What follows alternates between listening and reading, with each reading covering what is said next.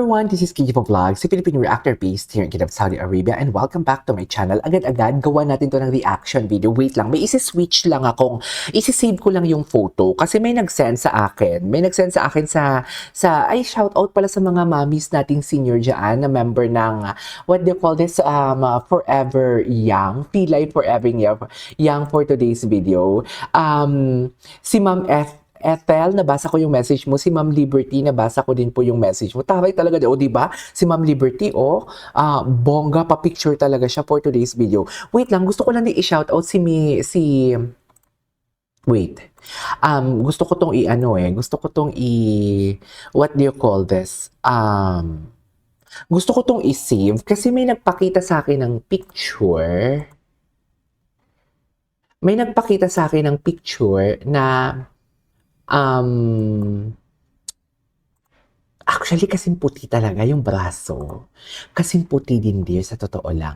May nagpakita sa akin ng picture na baka daw hindi yun na baka yun yung kumandong kay Miss, yung lalaking kumandong. Kung makikita ninyo, ayan yung lalaki. Actually, kasi nga talaga, no? Kasing, kaysa kay Fidel and Clay, pinapalo ko dito sa YouTube what do you call this, sa Facebook. Kung makikita ninyo, no, yung braso ng lalaki, same doon sa braso ng nakakandong. Diba? Tsaka matchy-matchy din sila ni David. Sino to? Si Kim Jisoo ba to? Dear, tingnan mo naman, dear, ang braso ni David doon sa kakandungan. And explain ko na to kahapon na yung mga normal na gawain ng mga magjowa or magtutropa pala na habang kumakain na walang mali siya, may video sila. Pero pagdating sa kakandong na yun talaga dapat talaga na mapapatunayan mo kung si David talaga yung kakandungan doon is wala silang video. Kahit kalahati man lang na mata or kahit ang mata man lang ang makikita, hindi talaga natin makita. Diba? Ang braso ang damit, may similarity kay David, pati yung shorts at chinelas. Pero kasi ang dami na din naman.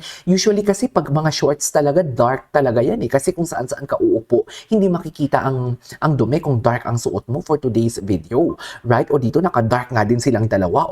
Diba? Pero ang braso, tingnan mo. Diba? Tingnan mo yung braso, mami. Tingnan mo yung braso kasi. Charis. Di ba tsaka yung braso? Diyos ko, sa siko pa lang. Hindi ko naman sinasabi maitim ang siko ni Ginoo.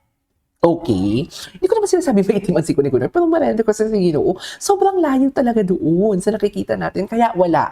Okay. Therefore, I declare flop ang kanilang Siargao. Lahat ng pinakita nila, walang katotohanan, lahat ng pinakita nila is pawang barkada na mga photos lamang. Of course, hindi tayo in denial. We should give credit where credit is due. Naging tama sila doon. Yes, aminin natin, naging tama sila doon yung about sa napagpunta ni David sa Siargao, na kung si Alex man yung girl, sige, go, naging tama sila doon. Pero yung mga pinakita nyong resibo at ginawa nyo ng kwento ang mga photos kay Ginoo, it's acceptable. Kayo ba? Matatanggap nyo ba yon? Ako kasi hindi Press 1 kung matatanggap ninyo, press 2 kung hindi nyo matatanggap for today's video. At paki-comment kung anong kulay ng suot ng damit nyo ngayon. Charis Pempenko na itong bapatis. Di ba tama naman ako, mami, di ba?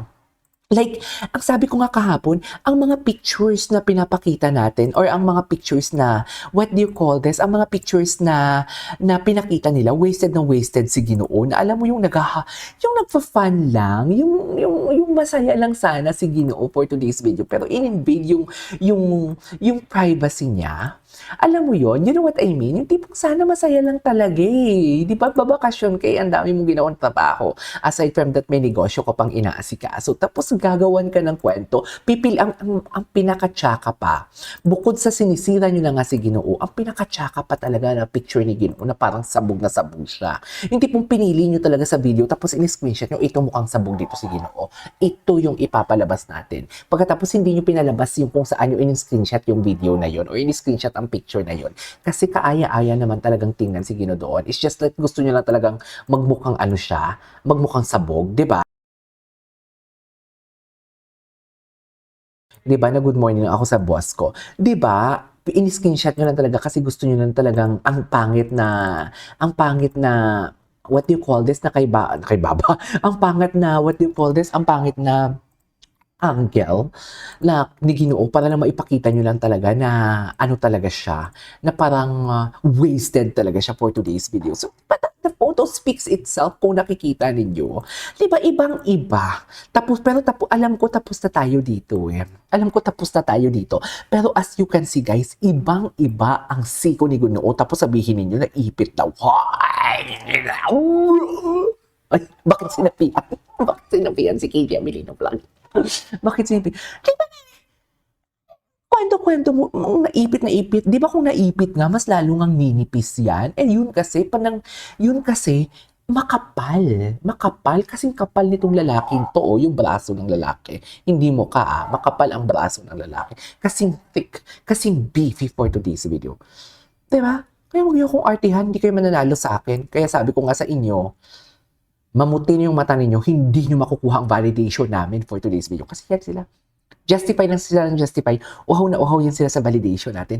Pero mamuti ang mata niyo yung wala kayong makukuhang agree or mag-a-agree ako sa inyo. Lahat, isusupalpal namin yan sa inyo. Kaming mga maninipis at masisikip na mga content creator for today's video. Naniniwala ba kayo na masikip ako? Kasi yan yung totoo. Uy, totoo, masikip ako. Yung utot ko ganito. Gago. Ang OA naman ito. Napakaro naman ng ating reaction video. So, balik tayo dito sa mga interaction nila. Yes, ako rin po si KJ, ganda din po kumaisip ko kasi gusto ko na masaya. Oo, masaya lang tayo, di ba? Wait lang. Kung hinahangaan mo ang artista, ang tingnan natin ay kung paano sila umarte sa cinema. Yan yung sinasabi ko sa inyo. We started Barda na may kanya-kanya silang relasyon. We started Barda na sinasabi nilang banu pa si David Licao. We started Barda na hindi pa tumutunog masyado ang pangalan ni Barbie Fortesa. Though magaling talaga siya. 'Di ba? Pero 'di ba, kayo na mismo nagsabi, may mga comment na mismo nagsabi na yes, sikat na talaga si Barbie, pero sa Maria Clara at Ibarra talaga siya mas lalong sumikat for today's video. Barda, doon tayo nagsimula as Barda. 'Di ba? Ito yung sabi niya, ang tingnan natin ay kung paano sila umarte sa cinema. The rest ay tao lang sila. So please understand them all. Keep working, Barda. We support you. Salamat KJA. 'Di ba? Ano naman 'tong sabi ni Don? As days went by, I can see B&D that there is only one agenda and that is abolish the hindi ko maintindihan. Huwag na natin pong basahin. Mas masaya sana kung sila Barda ang maging real. Actually, totoo. Mas masaya din naman talaga sana. Pero huwag tayong umasa because tao din naman sila. And something like hindi natin yan makokontrol. Ang sabi nga nila, real or real, ano sila, what do you call this? Real or real, Barda pa din. Ay, ito, sabi ni Mary Eugene Monte Alto, o tara yung apelyido, Monte Alto, sikat na sikat ka na kasi sa TikTok, kaya kino-content kita. Sikat na ba ako? Totoo ba? Ayan, ini-eme yun. Dead mga blusher black ko na agad. Totoo yan. Sana nga Barda tulad ng Don Bell, open walang tinatago. Actually, I really love Don Bell because Don Bell, hindi toxic ang Don Bell. Pati yung Don Bell fans, hindi toxic. Kung ano man pinagdadaanan ng Barda, sana na maayos sila. Mami, wala silang pinagdadaanan. Walang pinagdadaanan ang Barda for today's video. Sadyang mali siya. Sadyang ginugulo lang talaga tayo. Ginugulo lang talaga tayo ang Barda community kasi gusto nila i-stop natin ang support. At least, there are hitting two birds in one stone. Una, si David, ang tinitira nila para mabuwag ang Barda. Pangalawa, ang Barda community, ang Barda fans, ang gusto nilang buwagin. And pangatlo, actually, hitting three birds in one stone para sila. Kami mga content creator, pinamumukha nila kaming wala kaming reliable source, wala kaming credibility and everything. Yan sila para ma-solo nila ang pang-chicha. Sorry, may mga nag-o-offer na mag-Gcash. May magsisend ng super chat, super text. Sorry po, mami. Ito lang kami. Ganito lang kami. Sorry wait, napanood mo yung tayo sa movie ni Joshua sa Netflix? Ang galing ng artista ng ABS-CBN. Thinking also that Barbie is the one running away from GMA and Barda imprisonment. Ano to? Barbie cannot always hope and wait forever. The dream project with David and Jiren. By now, okay, she knows it is never coming. Paano mo naman manalaman, mami? Paano mo naman nalaman na hindi yun darating? Ayan na, may mga binibigla nga silang mga projects na ina-announce, 'di ba? May mga endorsement silang biglang ina-announce na hindi naman natin alam. Bakit mo alam? Ayan, dinaan mo lang ako sa English pero mukhang basher ka. Hindi siya basher. And she cannot let her own beauty acting career during the scene. Mami, walang lumulubog. Walang lumulubog. Even Netflix could be only the next, the new era to come for Barbie. Parang, mami, parang I beg to disagree, should I say. Ay, wait lang, from Baguio City. Wait lang, ay, ito si Ma'am Cornelia, mabait din to. Ma'am, ang ating super chatter, di ba? Will remain Barda Panatag pa rin. Oo, Barda Panatag pa rin. Until mag-violet. Until mag-violet for today's video. Barda Forever, as per respect your privacy. Ito lang din naman yung gusto natin. I respect your privacy.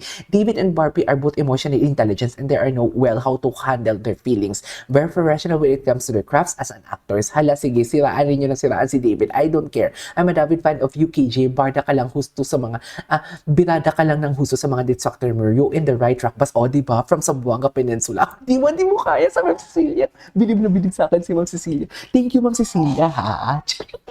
Actually, other account ko yan, Cecilia. Kinoment ko lang dyan. Para kunwari, hindi naman porke. Para kunwari, inaano din ako. Binibigyan din ako ng kinukomment din pa ako. Parang alam mo yung nag-post ako tapos nag-like din ako sa sarili kong post. You know what I mean? Parang alam mo yung bumili ako ng medal para isuot ko din sa sarili ko.